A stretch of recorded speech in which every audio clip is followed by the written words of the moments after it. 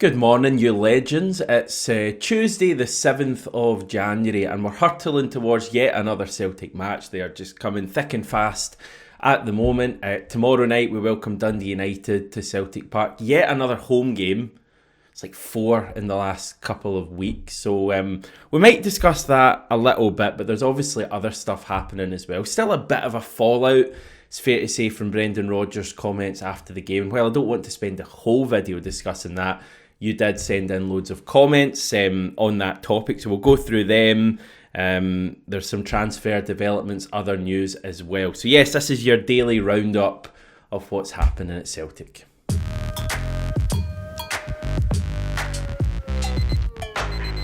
Just before we get started today, just a wee call to action to get those of you who are watching and aren't subscribed to subscribe. Now, we're close to 12,000, agonisingly close, some would say, and I reckon we can get there today. We've had like over 500 of you join in the past couple of weeks, so it's been a pretty hectic period. Hello to all of you who have recently subscribed. Lovely to have you here. And for those of you watching who haven't yet managed to do that thing that takes 2 or 3 seconds, and just click that button, please, would you mind doing it now? It genuinely does make a huge difference to me and the rest of the gang trying to grow this channel.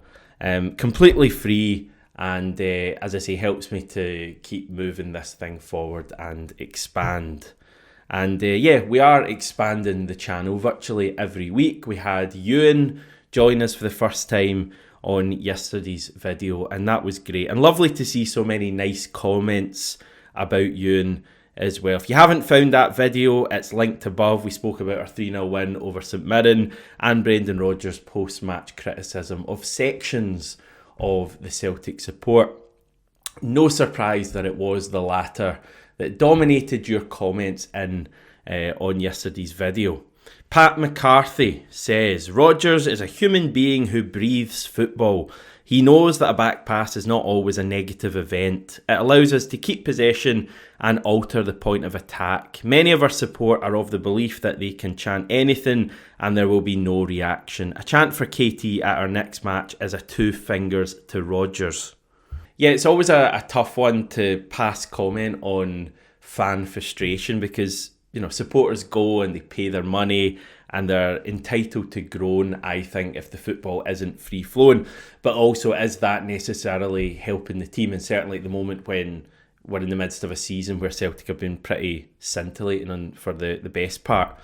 The manager referenced the Dyson Maeda example against Club Brugge in the Champions League. It was the one you'll remember.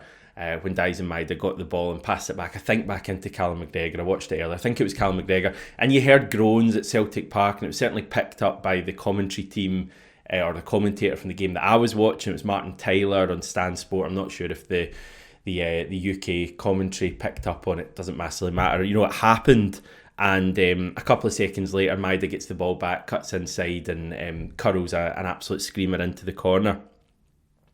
And clearly, I don't think this kind of frustration when backwards passing takes place is an issue that only affects the Celtic support. I think it affects virtually every support around the country and probably around the world.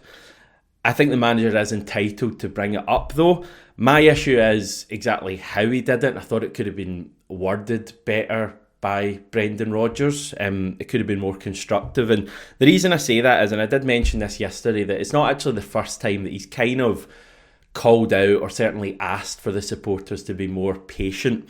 He did it very early into his first spell at the club back in August 2016. He literally just arrived at the club, and it was after a Champions League win we had over Astana in Champions League qualification. Now at that point, he said, the fans were unbelievable for us, but I think they need to show a little bit of patience as well. I'm a Celtic supporter. I know what they want. I know how desperate they want it. But instead of having that edginess, trust the players and how we work, and eventually we can get there.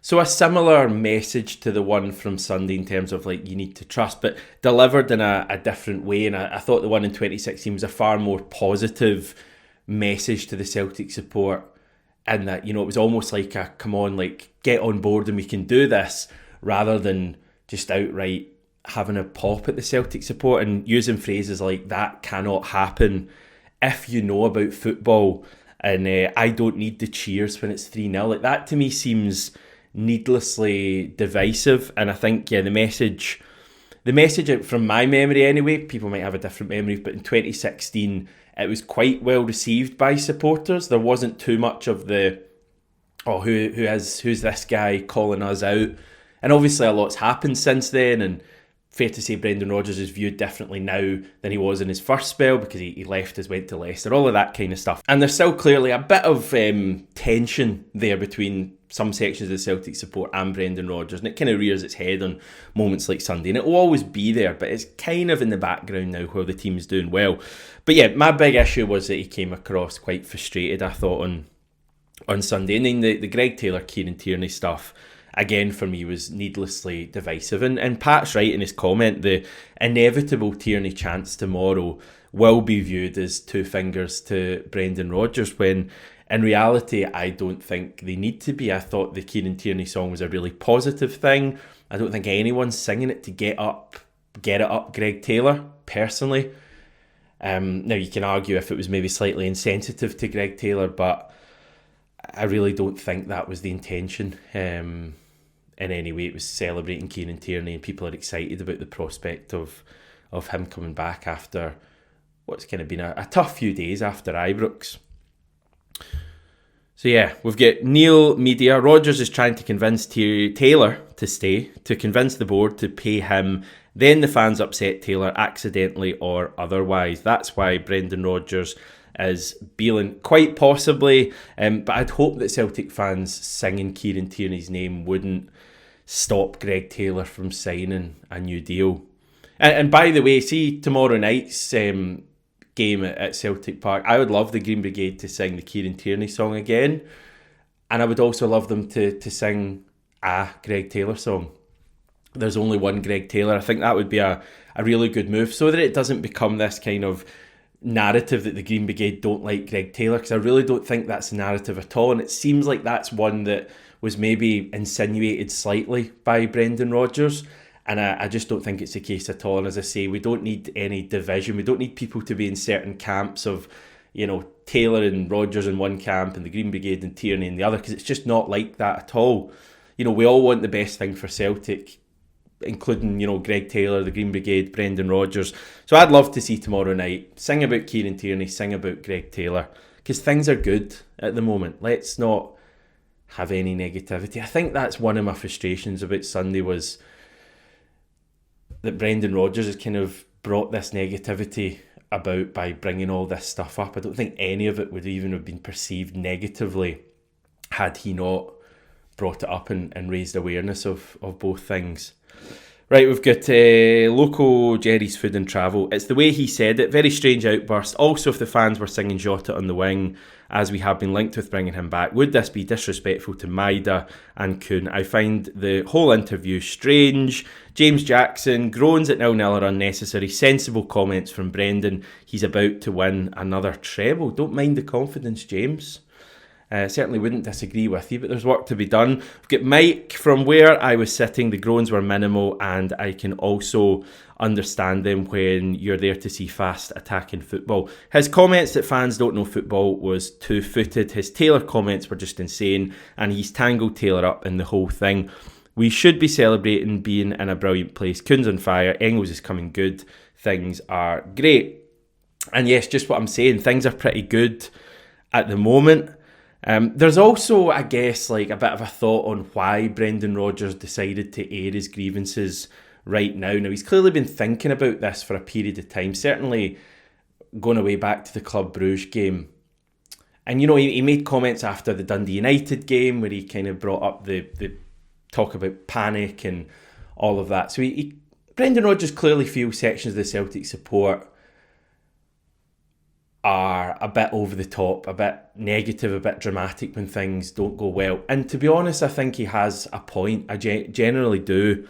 But you question, why is he bringing it up now? And the cynic in me thinks that the way Thursday went at Ibrox and the criticism that he and the team received has pissed him off a bit, and that's probably why he was frustrated even after winning on Sunday and felt he had to get stuff across. I think if we got a positive result at Ibrox, he wouldn't have been saying that after Sunday. I think that's pretty obvious.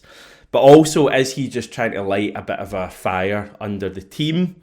Like he did last year when it was the media who were getting it, and it was the officials and John Beaton mainly on one occasion who got it. And whatever you say about Brendan Rodgers, whatever you think about these comments, he's very good at knowing when just to light a bit of a spark to get everyone going again. And maybe it's the best thing that this kind of this has all been aired now. As much as I personally wouldn't have gone out and been so critical of the fans, and I would certainly have worded it in a more constructive way, it's maybe not the worst thing that things have just come to a head and everyone's said a bit and everyone's spoken for 48 hours, and then we get back down to business, and it may just spark the team into life again. So yeah, I'm kind of happy now to draw a line under this and move it on. Clearly, people have said a lot about this, but yeah, it gave us something to talk about after a fairly run-of-the-mill game. So let's move on. Things are good, so much to be achieved. I do have one more comment, actually, and it's I think the only one we probably got on the match. Ryan Overpeck saying Scales should still see plenty of game time. He should be used to keep CCV and Trusty from being overworked. When it comes to big games, so Europe, derbies, cup games, CCV and Trusty should be starting unless they're hurt. I totally agree. I really like Liam Scales. I love what he's brought to the club over the past 18 months. I think it'd be totally unfair to now call him a dud just because of Ibrox and a couple of other mistakes. I think he's a solid squad option who gives his all and has been pretty reliable for Celtic. But I do want to see the American boys getting a bit of a run together. And I mean, we didn't have any issues when Carter-Vickers and Starfelt were playing virtually every match whenever they were fit. And I'd like to see Carter-Vickers and Trusty become that partnership. Get them playing the vast majority of matches, because I think that's got the makings of a really good centre-back pairing. Okay, other news. Now, Celtic will offer fans a 50% discount for a pay-per-view stream of tomorrow's match against Dundee United. This is a bit of a goodwill gesture after Sunday's St Mirren pay-per-view stream was cut short due to the power cut at Celtic Park. The cost for that was $12.99. I believe it was going to be $12.99 for the Dundee United game as well. Fans will now be able to get tomorrow's pay-per-view stream for $5.99. I think if you're a season ticket holder and based in the UK and Ireland, you can get it for $4.99, so you save a further £1. No update on people like me who pay a yearly fee for Celtic TV, but yeah, hey ho. And some ITK information that I received. The reason for Sunday's power cut at Celtic Park. Suspense. This little fella. Yes, I have been informed that a squirrel chewing through a cable was the reason the whole stadium was plunged into darkness. You could say the whole situation was nuts.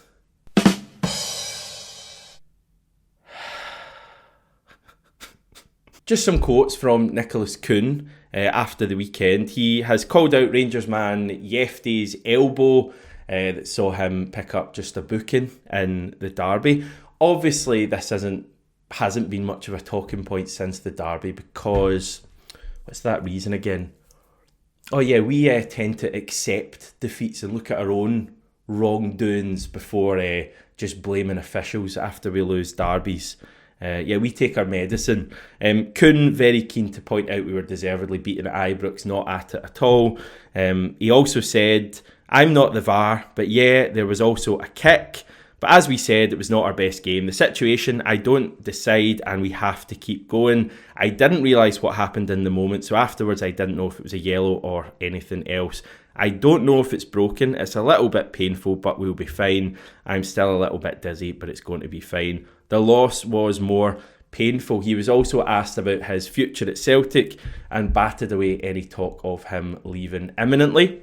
I have a long contract. I think that it's the best season, but it's also the best team I've played in yet. All the teammates, The staff make it a lot easier for me, and I'm just happy to be here. I'm not so focused on the numbers. We just have to perform well, and that's what I try to do. For me, the most important thing is to stay fit. That's what I have always said, and in the end, it's about winning trophies. I feel really good. I'm happy to be here, and everyone makes it easy for me. I'm just enjoying playing.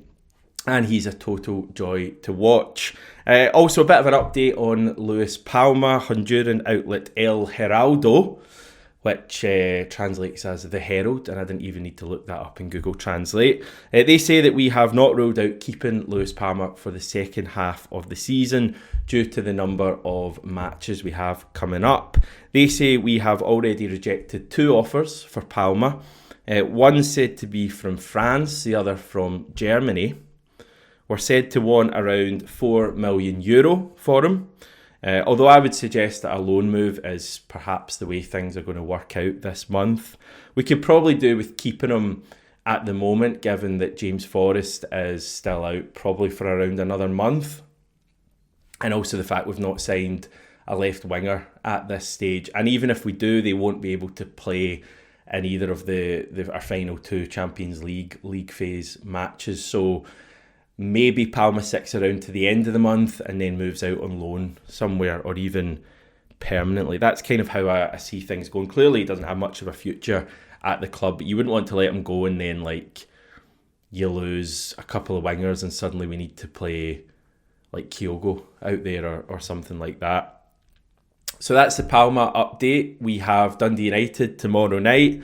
I'm assuming we'll have a press conference with Brendan Rodgers later on Tuesday, and clearly that'll be a pretty interesting one. Will he back down or double down? Time will tell. It'll certainly come up, I'm sure. I expect him to